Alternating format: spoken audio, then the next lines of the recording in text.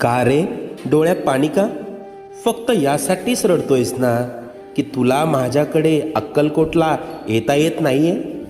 इतर लोक जातात आणि तुला मात्र परिस्थितीने बांधून ठेवलंय, याचंच वाईट वाटतंय ना? तू अक्कलकोटला येऊन त्या गर्दीत मला शोधतोस, पण मी मात्र तुझ्या घराच्या देव्हाऱ्यात मांडी घालून बसलोय. बाळा, मी अक्कलकोटला राजा म्हणून बसतो, लोकांची संकटे दूर करायला. तुझ्या घरात तुझे आईबाप म्हणून वावरतोय, तुझ्या कुटुंबाला सांभाळायला. आजपर्यंत तुझ्याबरोबर जेवढं वाईट व्हायचं होतं ते होऊन गेलंय. आता येथील सुखाचे सोन्यासारखे दिवस. हृदयाजवळील माझ्या भक्तांना पाठवून दर्शन घडव. निश्चिंत राहा, सगळं मनासारखं